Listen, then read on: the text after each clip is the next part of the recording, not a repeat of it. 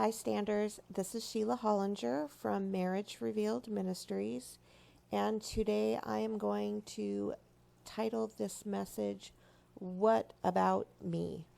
This is a message that gets under people's skin, and I get it because I remember the day that I was crying out to God again about my pain, about what my husband was doing to me. I was very fixed and focused on his rebellion, his selfishness. I was very hurt. I was very, just beside myself with how a man that I had known for 18 years could suddenly just turn into this person who only cared about themselves. And I was just really, I was really angry.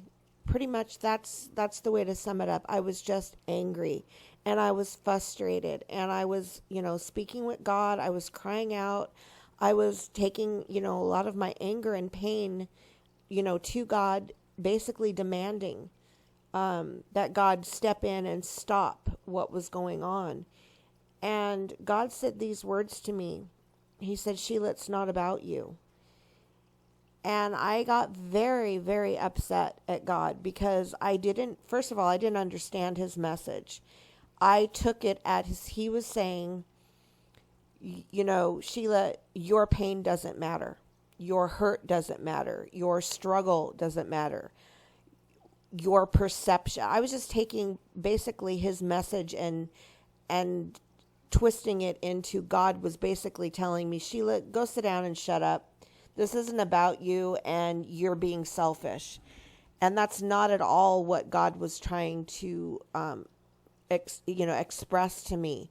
And so a lot of times when we are so hurt and we want vindication and we want someone to understand what we are going through and we want someone to validate our feeling, a lot of times what happens is when you come into contact with messages that are about finding mercy, forgiveness, compassion, understanding for the exact person who is really destroying your peace, your life, your happiness, who is expressing themselves in such a selfish, self-centered, me attitude, right?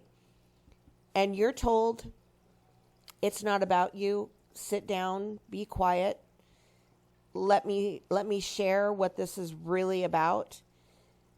I need you to have mercy for them. I need you to have compassion for them. I need you to understand them in a different way than what you are seeing. We can become really hurt. We can become really upset if that's what we think someone is saying to us. Just sit down, be quiet. What you're thinking doesn't matter. And I'm going to tell you right now, that is not at all what these messages are trying to express to you. First of all, your pain and what you are going through absolutely matters. It matters to me. It matters to God. It matters to every person out there who is going through it with you.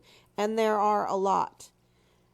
What these messages are meant to do is protect you from taking what is happening to you and instead of it being used for good, to heal you, to bring you into a better understanding and relationship with God and with yourself.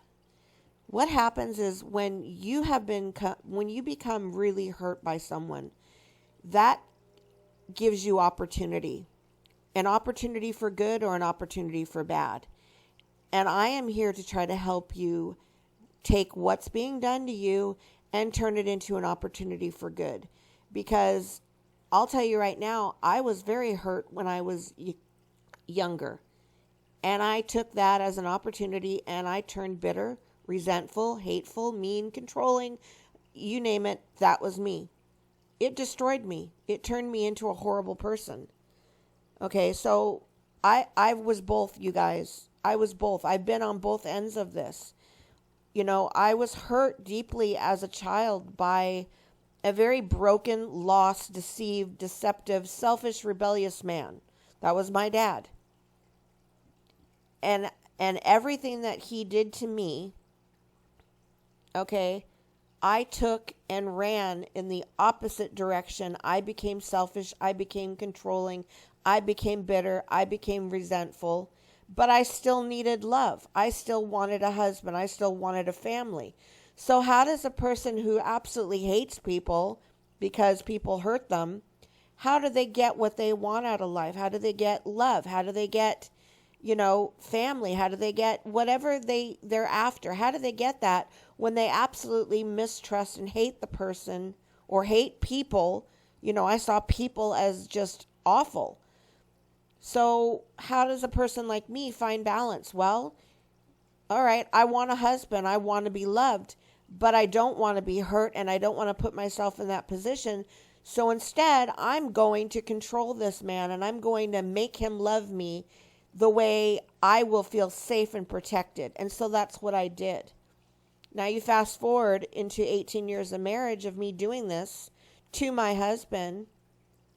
All of a sudden, my husband flips the script. And now he is no longer going to be under the way I demanded to be loved. He's going to step up and control his own life, rebel, okay? And now I'm faced with a different opportunity. Either I have to completely change, or I have to let my husband go and then go find another man that I can control, manipulate, and get love the way I feel safe and the way I want. Luckily, God had stepped in and said, this is my daughter and enough is enough, and we're going to change things. But she's going to have to trust me, something she's never done. So that's what my message is and who it's for. It's for people who want to come through this better, not bitter, not resentful, not broken, not hating people, not hating men, not hating life, not hating what's been done to them. And you can do this. You can do this by trusting God to be the one that takes care of you. And so what I had to do was I had to learn to express. I had to learn to give. And this is a really hard message for people. People will say, Sheila, I gave. I gave love. I gave myself. I gave my time. I gave. And all I got back was hurt. Yeah, I understand that. I did the same thing. All of us do. And why does God wait so long? He says in his word, do not grow weary, for in due season you will reap a harvest. Let's look at Cain and Abel. He was so hurt. Okay, he was so hurt. His brother gave the first offering of livestock, and he came and gave the first offering of grains, and God preferred his brother. And it hurt him so bad that he went and killed his brother. But look what God said to him. He said, why do you grow, why are you so hurt? If you just keep doing what you're supposed to be doing, you will reap a harvest. You will get a reward for that. But I firmly believe the very reason God withheld approval, God withheld, was because he saw in his heart what he was capable of. He saw he was impatient. He saw he was jealous. He saw he was envious. He saw murder. And I believe that's why God purposely doesn't give in. So for some of us, we are like, God, I'm going to go and I'm going to cook my husband dinner. Even though he was late, even though, I'm just being really easy on this because we know this is what we go through is far, far, far much worse than just cooking dinner for someone who walks in the door late. Let's just say you haven't seen your husband in 3 days. That'll be more logical, right? You haven't seen him in 3 days, and you decide, I'm going to cook him dinner. and you're expecting now an instant gratitude or at least some acknowledgement from your husband that you just endured 3 days worth of pain and suffering and not replying back to you, and you're pretty darn sure you know where he was, right? Up to no good with someone that he's promised you that relationship's over, but you haven't heard from him in 3 days. But you're going to step out and you're going to do something kind, and you're going to cook him dinner.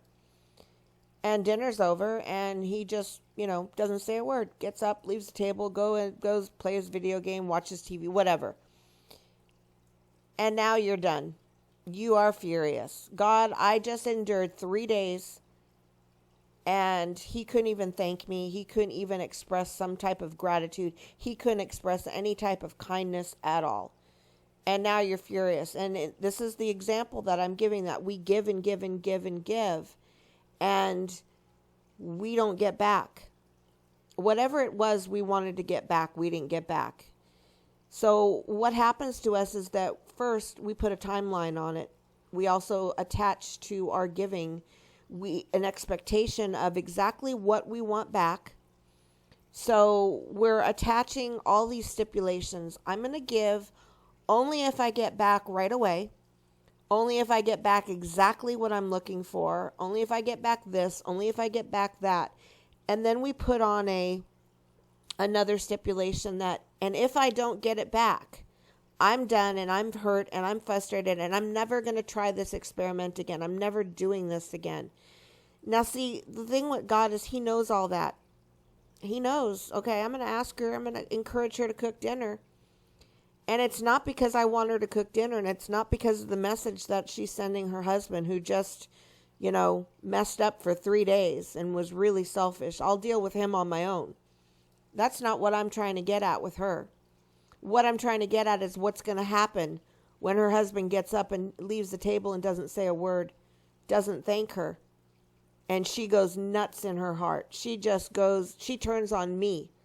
She turns on me in anger and pain and frustration, and she challenges the reaping and sowing. She challenges me with what I have set in motion. Because if you look at who God is, God says, give. Give, give, give, give, give, and don't stop. He also says, be merciful over and over and over and over, and don't stop. He also says, be compassionate. Be compassionate, be merciful, be forgiving. That's what God says. That's who he is. So God is saying, I want you to be merciful. I want you to be compassionate. I want you to be forgiving, and I want you to be giving and loving and kind. I want you to be long-suffering. I want you to be patient. I want you to turn the other cheek. If they hit you on the one cheek, I don't want you to look at me and say, did you see what they just did? No, I want you to turn the other cheek. Okay, this is not a message for abuse. I have to put that in there. You guys know, if you've been listening to me for any amount of time, we do not cater to abuse. We do not ask you to literally stand there in abuse, physical, emotional, mental abuse. Okay, this is what the word says as an expression of, to try to help you understand. Give the shirt off of someone's back, and then they turn around and they say, I need your pants. I need your shoes. I need your car. And what happens is we're giving and giving and giving, and then it's not about the giving. It's about the heart that gives and turns on God afterwards and says, God, you're a joke. You told me to give, and look what I did. I gave and gave and gave, and what did I get in return? I got nothing but pain. I got nothing but a selfish person that comes back and says, give me more, give me more, give me more. Again, God is checking your heart. He wants to see, is she real? Is he real? Is he going to do what I've asked? Is he going to keep giving and keep giving, or is he going to turn into a murderer and kill his brother because he's so angry in his heart that I'm not looking at his offering? Is he going to turn around and kill? Is he going to get that vengeful? Is he going to get that frustrated with me? Is he going to turn against the very core and nature of who I am? And is he going to give in to Satan and become like that? That's why God withholds. And he tests our giving. And that's a really hard message to hear. But you've got to trust him, and you've got to say, Lord, if you are who you say you are, if I keep giving with the right heart, with the right attitude, and trust you, then your word says you have to bring a harvest when you want, the amount that you want. And if it comes back as a little dribble at first, before the floodgate for the windows open, and it just comes back tenfold, 100-fold. His word says that, he repays tenfold, 100-fold, 50-fold. I can't remember the exact numbers, but there are numbers of what he repays back. But again, I believe it really is about the heart and why he withholds. Some of you guys are so focused on, I'm going to do this so I get back this. And you're more concerned about what you get back than you are about your heart attitude, about how you're demanding and how you're being, it's the heart, guys. It's the heart. You got to check your heart. How quickly are you turning on God? How quickly are you getting angry with him that he didn't restore, repay, replenish, give you back your reward? How quickly are you turning on the Lord, and with how much vengeance and anger and demand and bitterness and resentment is in your heart? Let's look at Jonah. We all understand the story so well, but it took me years to actually get to the real heart of that message. I was like, oh, Jonah ran from God. He was disobedient. And then as I pressed in and really studied that story, I was like, wait a minute. Are you telling me this whole story was about Jonah didn't want God to be merciful? Jonah wanted vengeance. Jonah didn't want God to be a kind, loving God to his enemies. And he was angry at God. He wanted God to wipe them off the face of the earth. That's why Jonah was disobedient and ran away. And I was like, wow, of all the Bible studies, all the children's church, all that, I had no idea. But that's what the message of Jonah was about. And it's really funny because of all the people, that's the man God chose to send there, the very man who had a hard attitude.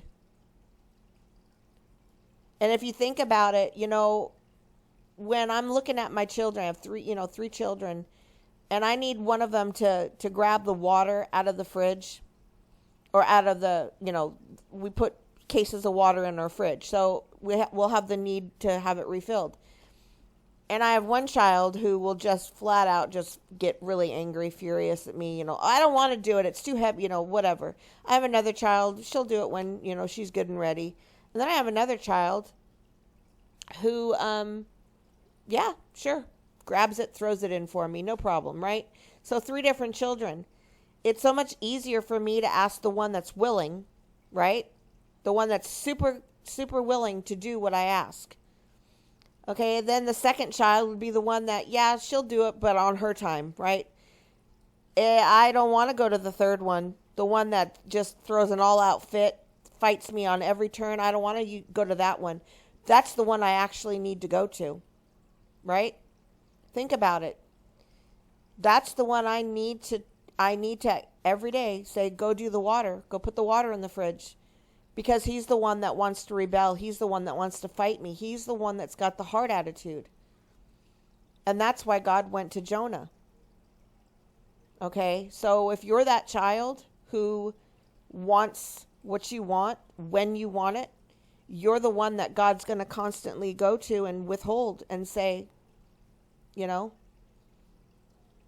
I need you to cook your husband dinner when he comes home after being gone for 3 days. Or I need you to give him your car. Or I need you to do this. I need you to do that. And I'm telling you right now, it's not for the spouse as much as it is for your heart. Because if he lets you get away with not cooking dinner, lets you get away with being selfish and self-centered and rebellious and expecting, I'm going to give $1 and I expect immediately an immediate return, he's just going to build up something in you that is not like him at all. He's going to enforce a character in you that is nothing like him. And I'm telling you right now that this is for your good. It doesn't feel good. None of it feels good. I've shared before the stories of me, fighting God and saying, God, I'm not washing his laundry. And God would say, yes, you are. And so I would say, fine, but I'm not putting soap in. He's going to get, stinky laundry.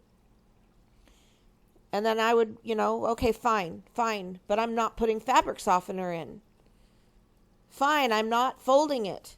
Fine, I'm not putting it away. And we would go round and round because I had to hold on to something that said, I'm not giving as much as you're asking me to give, God. I'm not being as kind as you're asking me. I got to hold on to something. I have to hold on to some type of punishment. And this was not about my husband getting his laundry done. This was about my heart. And I can't tell you how many times in mentoring and whatnot that I go round and round with people that are saying, but I did that, Sheila. I did. I gave, and I got nothing in return but hurt and pain. And what do you suggest, Sheila? You keep giving. You give more. You cooked one lunch, cook 10. You did one dinner, cook all of them. You did one load of laundry, do 100 loads. Until whatever is in your heart that is resentful, is bitter, is unkind, is unloving, is worked out of you. Because that's what it's all about. It's about the heart. There are situations where God sees your heart and he says, wow, she's there. She is there. Her heart is so giving, so loving, so merciful, so kind. She doesn't need to do these lessons anymore. And I'm going to stop her from giving, because that spouse, he's taken advantage. And I'm going to deal with him. I'm going to deal with her. She doesn't need the lesson of giving anymore. She's already learned it. She's a very good giver. He's a very good giver. It's all he does is give. He gives the shirt off his back to everyone. And guess what? But he's doing it with the wrong heart motive now. Now he's a people pleaser.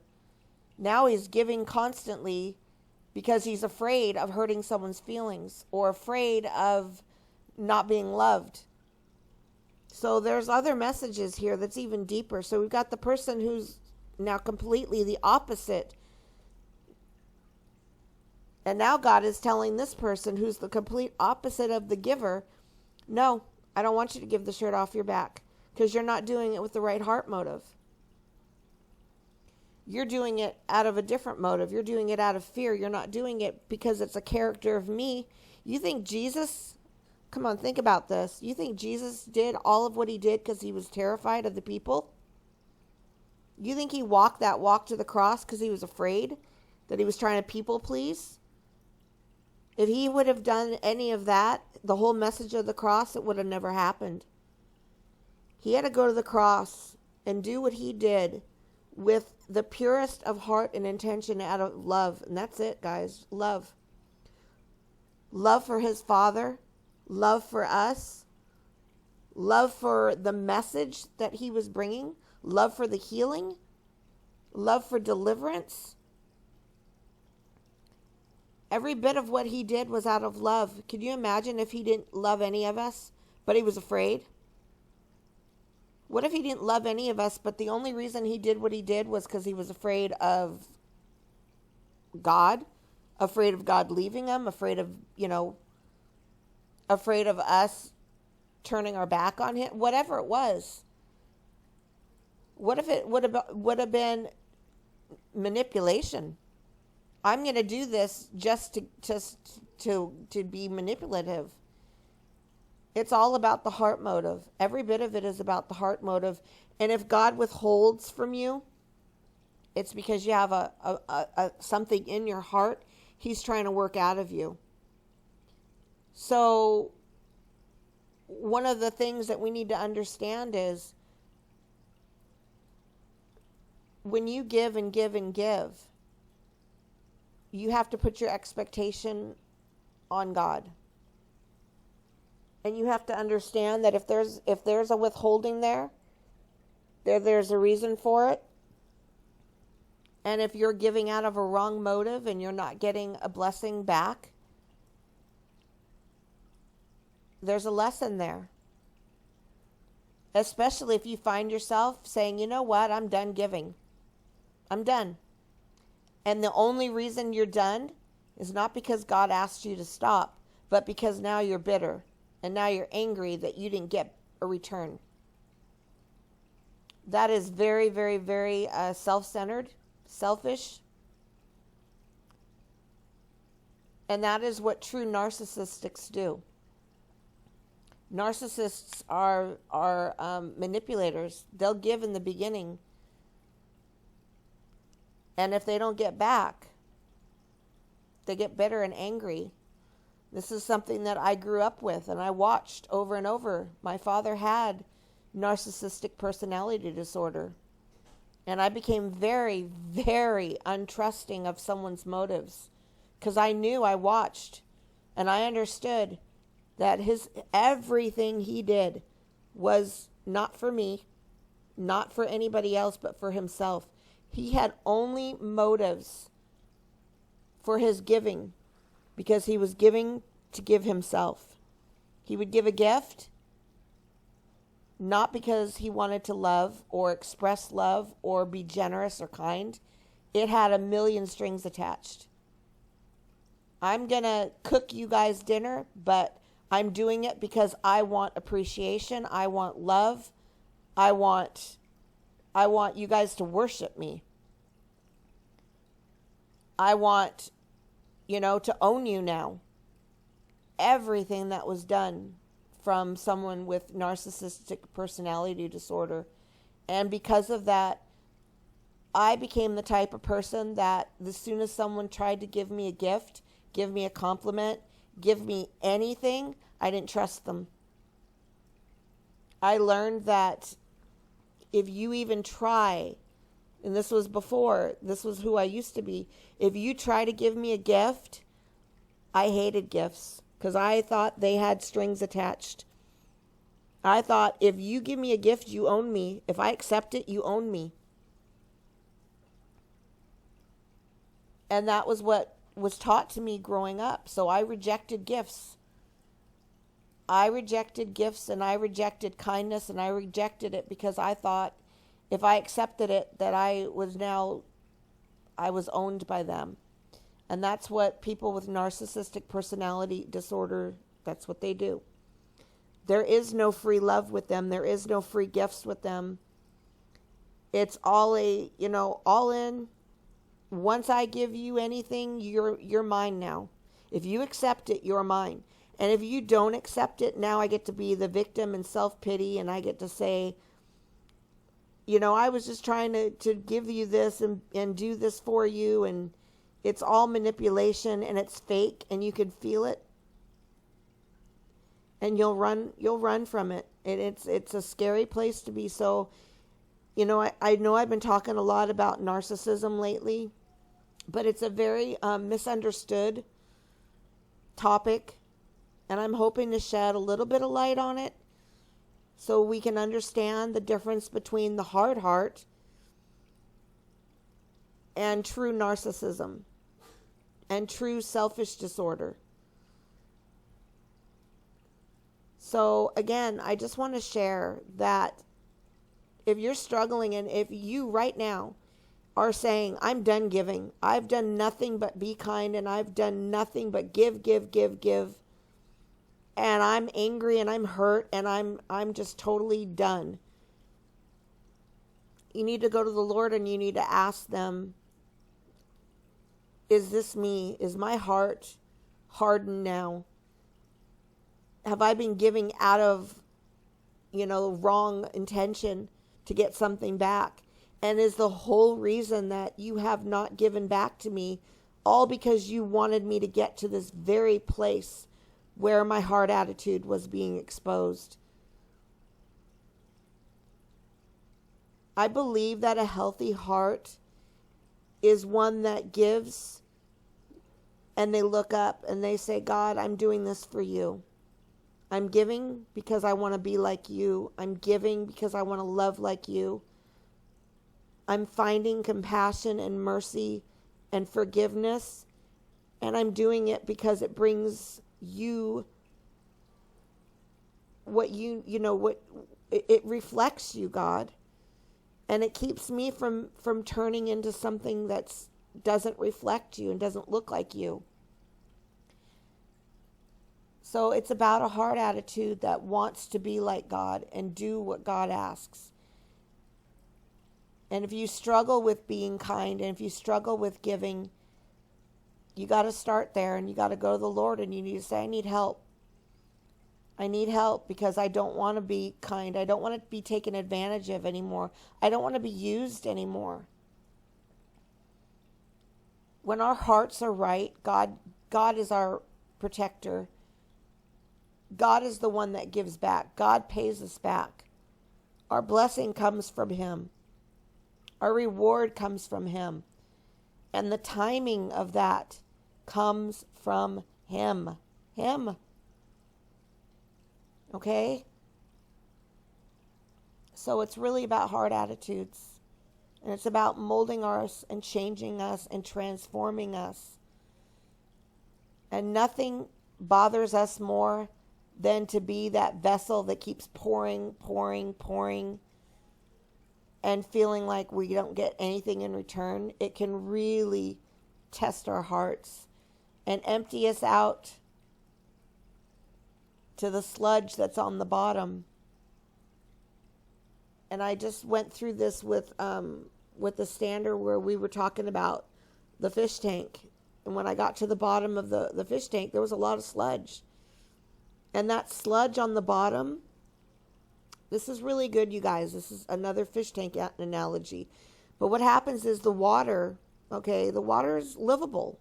It looks, let's just say this, it looks livable. It's crystal clear.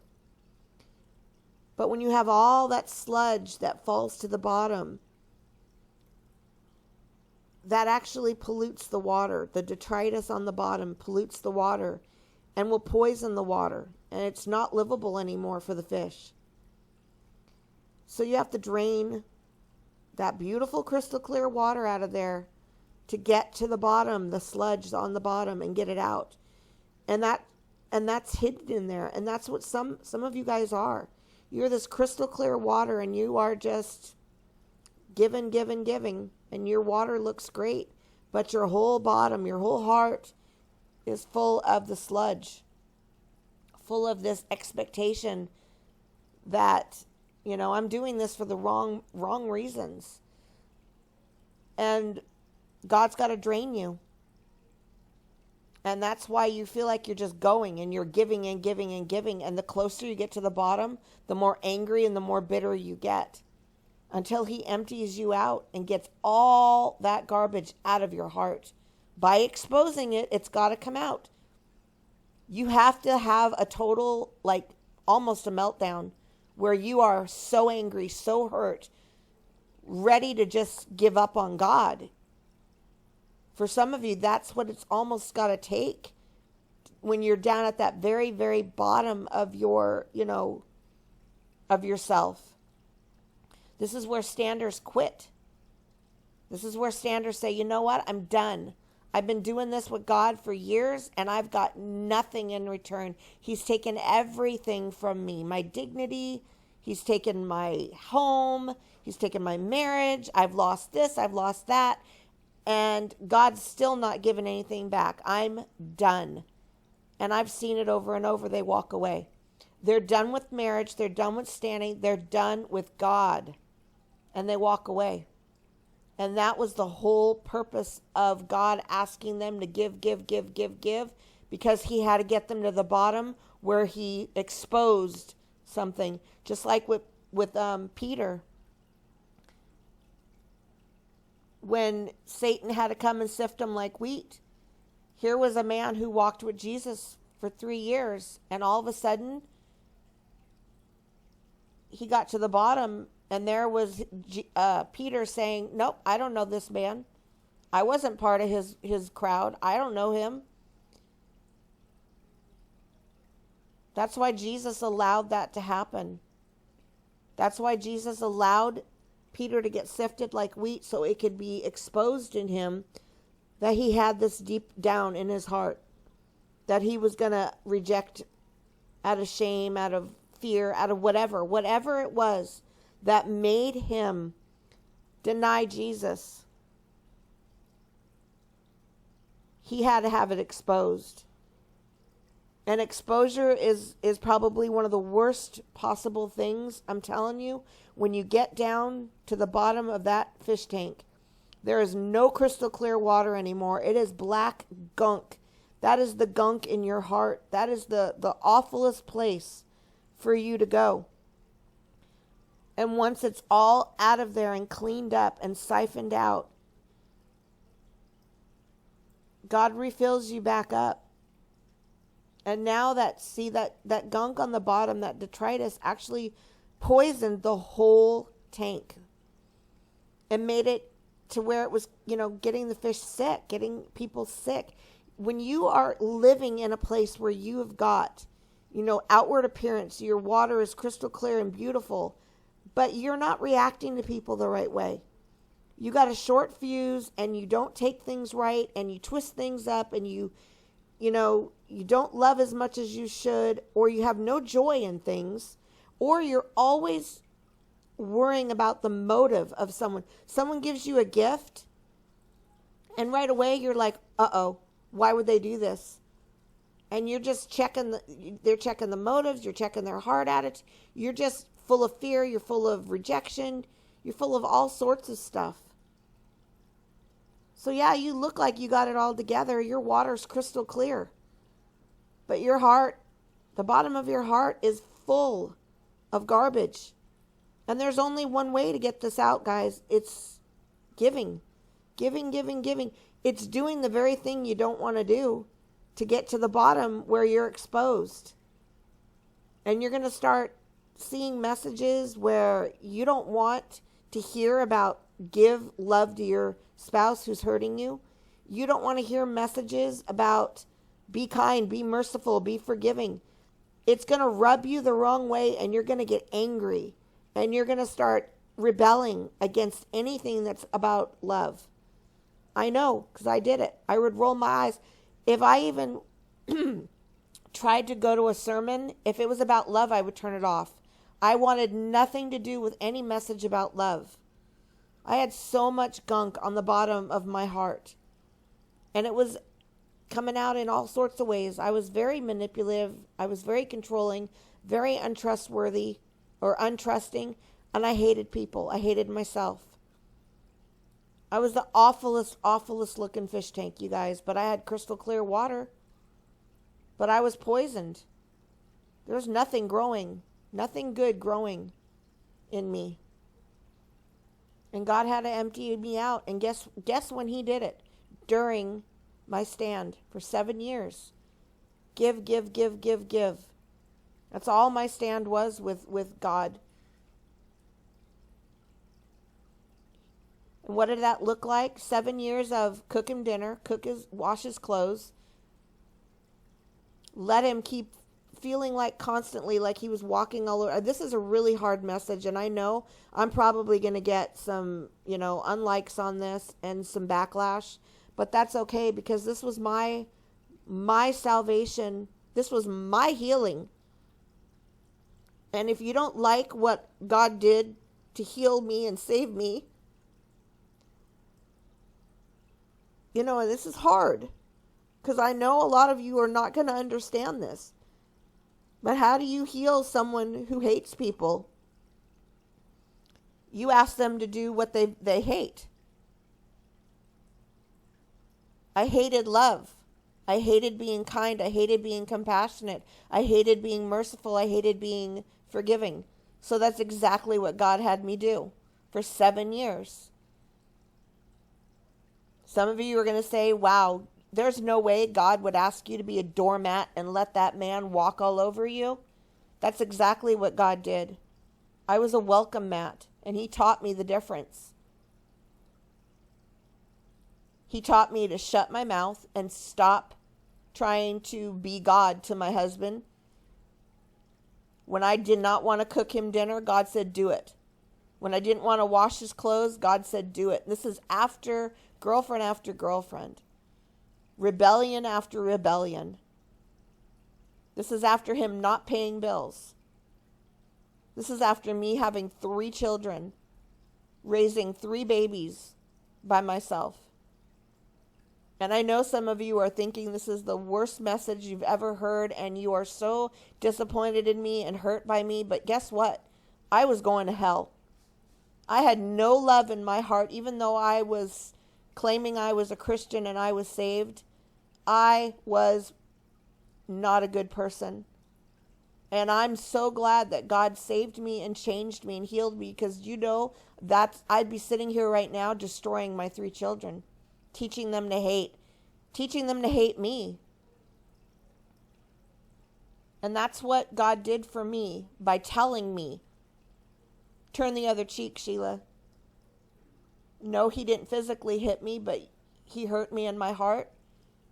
And I wanted to take vengeance on him, and I wanted to hurt him back. And God said, no, I'm draining you. I'm getting to the bottom of your heart. And we're going to get that gunk out of there, because you've been poisoned.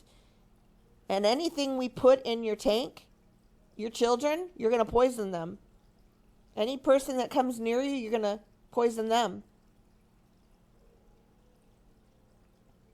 So I'm going to tell you right now, I really pray that if this message is offending you and hurting you, maybe take some time to pray and come back and listen to it again.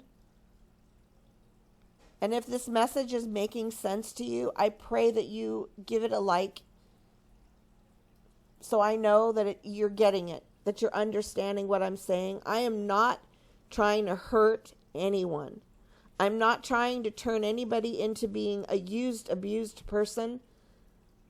I'm just sharing the message that God shared with me to save me. So again, if this message helped you understand, please give it a thumbs up, give it a like, write a comment, let me know. And if it offended you, I am sorry. That wasn't my intention. I'm just trying to expose some attitudes of, don't be a doormat. Don't let God, tell you to be humble. Don't let God tell you to keep giving and giving if you're not getting in return. I'm confronting some of those messages, and it's not easy. It's not easy. But it's truth, you guys.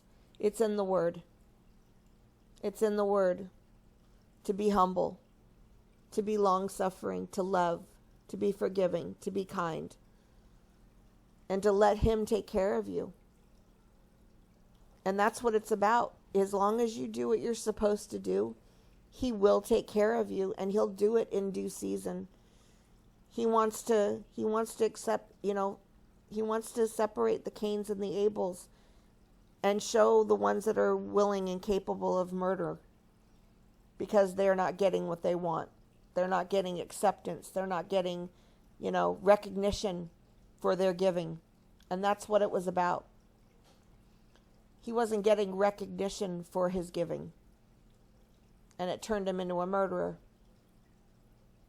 And, yeah. So I love you guys, and I know this was a tough message. 44 minutes. of toughness, but we got to go there sometimes, right? We've got to go there and bring the tough messages.